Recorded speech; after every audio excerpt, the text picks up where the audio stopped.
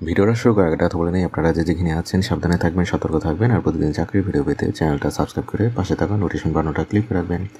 আজকে আমরা বাংলাদেশ স্থলবন্দর কর্তৃপক্ষ তার একটা জব সার্কুলার পাবলিশ করছে। আজকে আমরা সেখানে কথা বলবো। এটা নৌপরিবহন মন্ত্রণালয়ের নিয়ন্ত্রণাধীন একটা প্রতিষ্ঠান।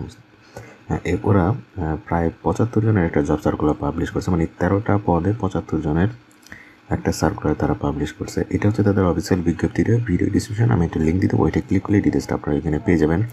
এখানে আসলে আমি আপনাদের বেসিক শুধু বলে দিচ্ছি, বেসিক ধারণাটা দিয়ে দিচ্ছি, বাকিটা আপনারা ডিটেলসটা ভালো করে পড়ে নেবেন।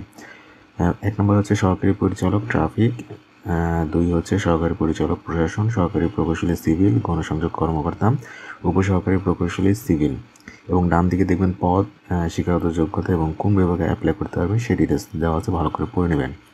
6 নম্বরটা হচ্ছে প্রশাসনিক কর্মকর্তা, এরপর 7 নম্বর হচ্ছে ব্যক্তিগত কর্মকর্তা কাম কম্পিউটার অপারেটর, 8 হচ্ছে ট্রাফিক পরিদর্শক, 9 হচ্ছে অডিটর, 10 হচ্ছে কম্পিউটার অপারেটর এবং 11 ওয়্যার হাউস ইয়ার্ড সুপারিনটেন্ডেন্ট, আর 12 হচ্ছে ক্যাশিয়ার, 13 হচ্ছে অফিস সহায়ক।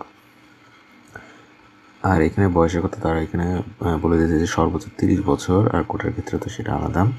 এবং এটা শুরু হবে আপনার 20/2/2024, মানে আজকে হচ্ছে ভিডিওটা করতেছি 21 তারিখ, আর এটা শুরু হয়েছে গতকাল থেকে, আর এটা শেষ হবে আগামী মাসের 10 তারিখ, মানে আগামী মাসে, এখন ফেব্রুয়ারি তো, মার্চের 10 তারিখ পর্যন্ত এটা সময় আছে।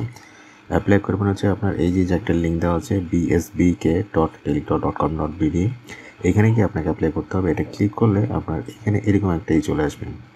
এখানে এটা ফার্স্টেরটা হচ্ছে অ্যাডভার্টাইজমেন্টটা, মানে সার্কুলারটা, পরেরটা হচ্ছে ফর্মটা, এটা ক্লিক করবেন। দেন আপনি এই পদগুলো যে কোনো একটা সিলেক্ট করবেন। ধরেন আমি ফার্স্টেরটা করলাম সহকারী পরিচালক ট্রাফিক, এটা ক্লিক করার পর এরপর নেক্সট দিলাম। তাহলে এটা আমার নাই, কিন্তু আমি এটা নো দিচ্ছি, এরপর নেক্সট। এরপরে এইখানে আপনার ডিটেলস, আপনার পুরো ডিটেলস এখানে দিবেন। এটা কিন্তু খুব কঠিন একটা বিষয় না, দেখেন বেসিক জিনিস। আপনার নাম, আবেদনকারীর নাম, father's name, mother's name, date of birth, religion, gender, national ID number, এটা খুব কঠিন বিষয় না। এবং নিচে যে হচ্ছে আপনার প্রেজেন্ট অ্যাড্রেস, পার্মানেন্ট অ্যাড্রেস, এরপর হচ্ছে এডুকেশনাল যে রিকোয়ারমেন্ট সেই ডিটেলসটা এখানে দিবেন। দেওয়ার পর হচ্ছে আপনার এই যে সিকিউরিটি কোড, মানে এই ক্যাপচাটা এই ডান দিকে এটা এখানে বসাইবেন, দেন এটাকে ক্লিক করবেন, দেন আপনি সাবমিট করবেন। খুব কঠিন বিষয় না, এই যে একটা বিষয় সমস্যা হলে ভিডিও নিচে কমেন্ট করবেন, দেন আমি এটা নিয়ে কথা বলে দেবো। তাহলে আজকে পর্যন্ত ভালো থাকবেন, আল্লাহ হাফিজ।